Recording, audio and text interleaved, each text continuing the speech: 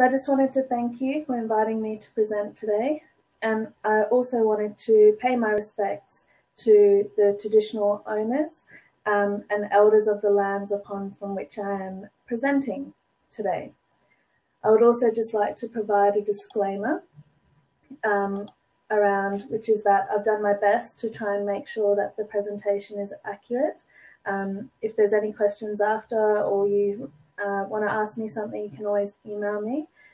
The other thing is that I will be mentioning domestic and family violence and maybe some examples. If you find that triggering at all, you can mute me or take a break, or contact your local support service for any support if you need.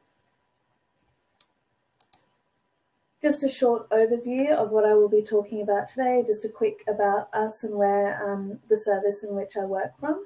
Then focusing on PENDA, providing an outline of what our project looked like, the safety features, our learnings and our barriers, and there should be some time at the end for any questions. So just a quick overview. I work at Women's Legal Service, which is a statewide Queensland community legal centre. So we offer free legal advice and social work support to women in Queensland. Australia is quite a big country and it's made up of 7 states and territories. So we have some federal laws which are national and apply throughout the whole of Australia, such as family law, but then we also have some laws and rules that are just within those state or territories, which can make it a bit challenging. And within the state and territories, when you compare them, we also have quite different demographics of the population. So, for example, up north, it's quite remote. There's not a lot of internet access. Whereas if you compare it to Victoria, where Melbourne is, or New South Wales, where Sydney is, it's very highly populated and it's not so remote, and there's more access to services. So that's why we always have to keep that in mind too. So we provide legal advice on a range of topics, mainly family law, so for when people separate, and we're for women only, where there's only 2 community legal centres in Queensland that do that, and the rest can be accessed by anyone. And we try and target our service to those that are the most vulnerable. So just some stats about our service. So almost a quarter of our clients have a disability. 60% are receiving no income or are on social welfare, which we call Centrelink. And over a quarter also have immediate safety concerns for themselves or their children. So when they call us, they're often in high distress, and we're trying to work out, do we give them an appointment? Do we send them to a different service? Or can we help them with some legal resources or information? And as always, we can never really meet the demand on our service. A lot of our services are underfunded, stretched to the limits. And we know that, I think that number has actually decreased to 30% since COVID, but there's about 30% of our calls that we can't answer. So that's why we have a lot of different arms within our service.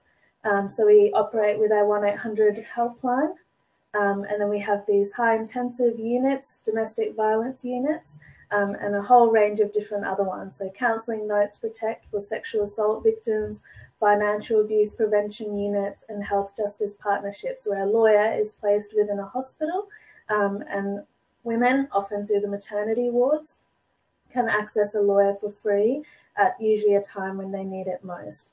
Like I said, we can't meet our demand. So what we do then is we put some focus and some money and resources into developing resources, and that's what brings us to PENDA. So for women or users that are able to access the internet and are able to go elsewhere and find legal information and maybe be more proactive in finding out information about their situation and prevent them coming from us, or making them more informed. Before they come to us, they can access a resource such as PENDA. PENDA is Australia's first financial literacy app with a focus on enhancing or informing and really increasing a woman's ability to increase their financial literacy. So knowing what to do about their money, because financial abuse is very prevalent, and it's not often seen as a serious form of domestic violence. So it's really bringing that to the forefront for a woman's mind. They usually identify physical domestic violence or sexual domestic violence as I am a victim of domestic violence. The emotional and the financial is often missed, and that's what we're really trying to get them to think about. We know that women that are often facing poverty or risk of homelessness later in life is often linked to a relationship breakdown and not looking after their finances or not having access to finances during a crucial part of their lives. So if they can do that now, they'll be set up much better in their future. There's a video link that can be shared later. I didn't want to put aside 5 minutes for a video, but you can watch that after. And it's from the perspective of a survivor, talking about how helpful Penda would have been when she was in a financially abusive relationship, and she would have been able to learn these tips and tricks for herself and hopefully have been able to leave her relationship with more money or knowing about finances before she actually left with her 5 children under the age of 18. So that can be really helpful. So we were luckily funded by a group called Financial Literacy Australia. They were quite minded that they wanted to do an app, so we went with that. They gave us quite a good scope of what to do. So once basically the money came through and we were able to do that, we then started to have meetings pretty quickly in terms of with other groups such as us. There was a community legal centre in New South Wales in Sydney, and that was their whole focus. They did financial rights. So we partnered with Financial Rights Legal Centre in Sydney. Then we did the DV and family law side. And then we also tendered out to app developers and evaluators to see who would be then successful and best suitable to work with us with our project. It involved a lot of meetings at the beginning to kind of work out, well, what do we really want to target and what would we really like to put into the content? So that involved a lot of meetings with other service providers such as us, but more social work services. So maybe services that worked with women that are not from Australia, so the Immigrant Women Support Service, or services that worked with women with disabilities.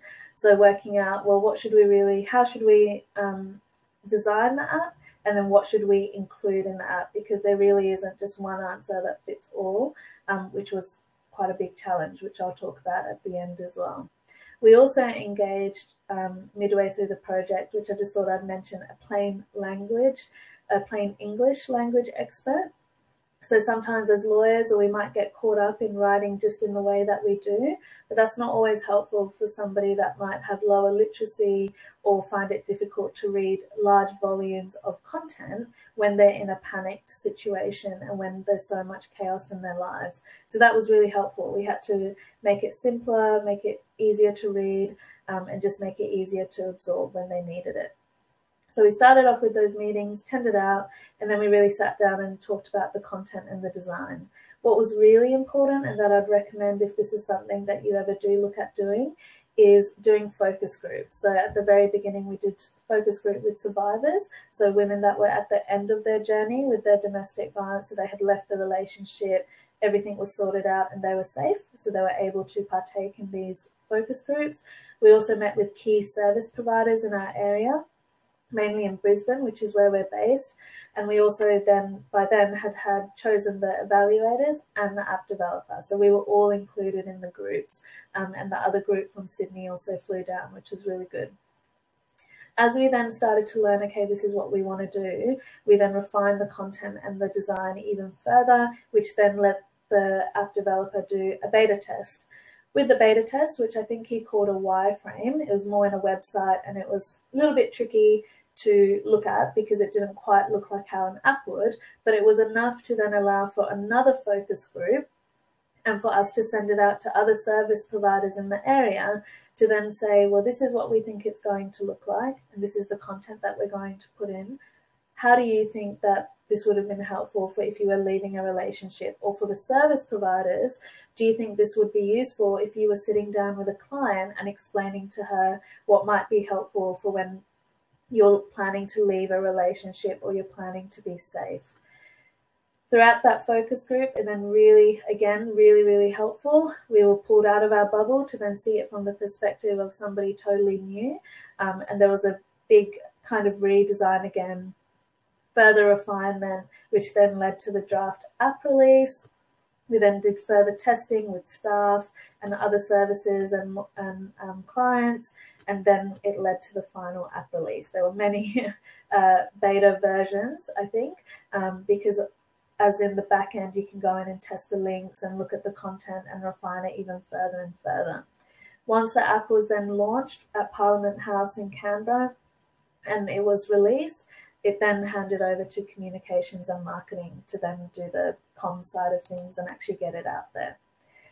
So one big feature of our app that is not really present in a lot of other domestic violence apps is our safety features. And this is a big example of where basically our app developers, by being part of the focus groups, initially were thinking, no, we'll just keep it simple. We'll just keep it as an app. If the woman feels safe enough, she can just download it. That's fine. Once they were then a part of the focus groups and they heard women actually saying, no, it's not just safe enough for me to have an app as it is, I would actually need to have it disguised as something totally different, something really vague, neutral, and maybe the option of a game or just something very different. That's where the app developers then went away from the focus groups and came back to me and said, look, we've looked into it and we think we can make it look like this. We can have it where it can open up as a game, so it's really different and no one will have any idea if somebody's looking over their shoulder or whatever it is. And we'll also look into whether when you open the app, it actually needs a passcode to get in. So really, because safety is not just one answer, it's different for every single client. There are then a range of options that she can then use if she then decides to use Penta. She may never use any of them, but at least the option is there, which is really, really good. So that's what I just thought I'd draw attention to. We also have safety warnings throughout the app. So as soon as you download it and kind of, I think, every time you open it as well, which is that first page, first slide there. So first we were thinking of actually creating the content so that it would be dependent on which stage of the journey you're at in your separation. So whether you're thinking about separation, so before, or whether you're in separation, so during, or whether it's after. So after separation. Again, throughout the focus groups, we then realized, which is, you know, very obvious now, well, actually it takes on average 8 times for a woman to leave an unsafe relationship. So there's no point separating the content like that at all. It's probably just going to make it more confusing and they're trying to work out, well, am I in separation? Am I out of separation? What's going on? What does separation even mean?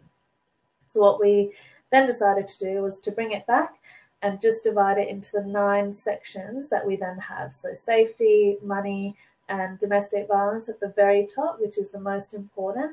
Then we filled it out with legal information such as housing, like renting, information about that because that's quite a big area. Visa and immigration we touch on, family law, and those kinds of things. And then we end with referrals, so women being able to find, where do I go if I need help with X? And that's how we then decided to do it. And that was really great. When we did the draft app release and the focus group from there, they really liked it. It was simple, it was easy to use, it had the icons, the colors were really neutral, they weren't alarmist like a red color, and it was easy on the eye.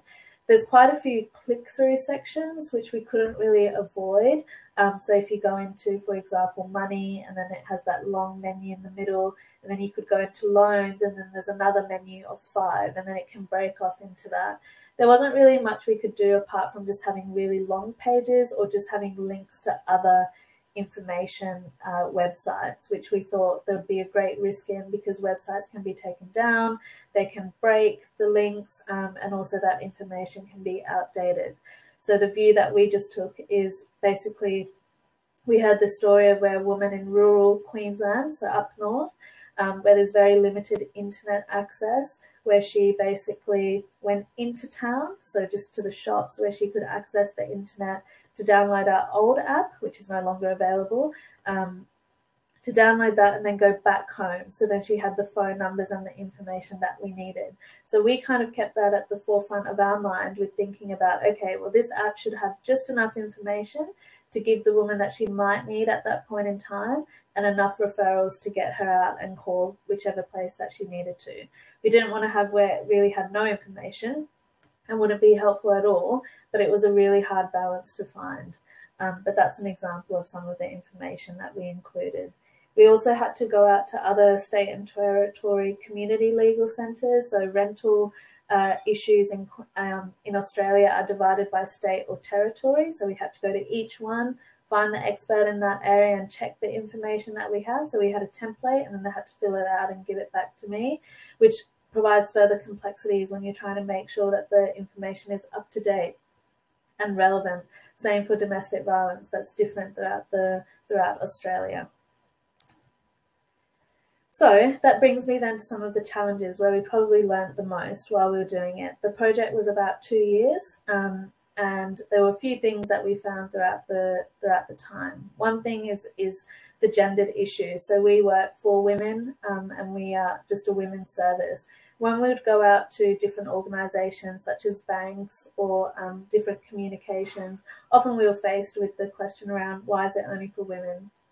So what we did, once we explained around the statistics and why we exist, we then basically decided to do non-gendered language throughout the app as much as we could.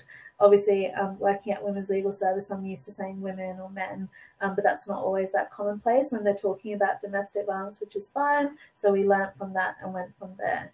The only issue then is that sometimes there's the risk of then the app falling into the perpetrator's hands, but that's the risk with any kind of resource or fact sheet that we put out there. So we just had to accept that risk and move forward. One other issue is the issue of ongoing funding. So you have to really build it into your original grant that you need ongoing, putting aside some money for ongoing tech issues or builds or checking of the content or comms, which can be really hard to do when you're doing it for the first time and you don't know how much everything is going to cost. I talked about the federal and state issues, so trying to balance and making sure that it's right. Safety features, which I talked about as well.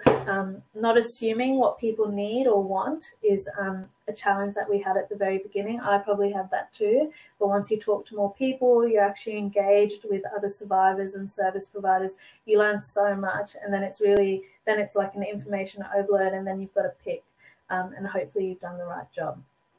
That then ties into the balancing act of too much information. Yes, we could have written so much and had so many more links and so many more things, but we didn't want to have not enough either. So it was really hard. For some women, they said it was too much. For some, they said it wasn't enough. It doesn't have the information that I needed at that time. You know, I needed to know that I could have set up a PO box, an anonymous box. Or another woman was saying, I should have known to check my baby's pram because that's where he put the tracker. And it's just like, but that is so case by case. We just need enough to get you in, bring it to your attention and go from there. There's also the risk of outdated information, so services changing their numbers and things like that. And the other challenges that we found is that it was hard to get feedback and to collect user data because we decided to go with safety being paramount. So we didn't want to track who was using the app and contact them in 6 months, say, how did you go? We just kind of left it to the user to provide us with any feedback if they wanted to.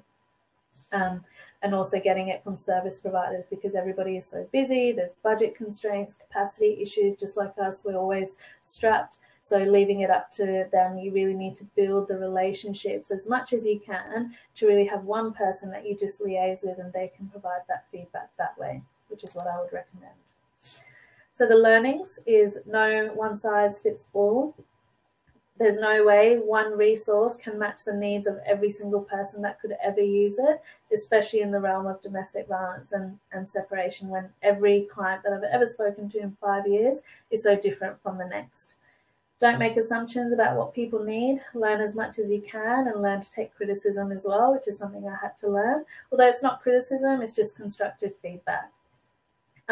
One thing that we really learned was to allow for greater lead time. So leave some space in between for things that go beyond your control. It took us a little while to realize that service providers are not always going to get back to us by the date that I've given them. Give it another 2 weeks on top of that and then chase them up on the phone and call them and get them on the phone and say, hey, could you look at this right now while we're on the phone, and I'll write down what you think about it, rather than saying, you've got 2 weeks to do this, because they'll just miss the email and they'll just ignore it, which sometimes I do as well.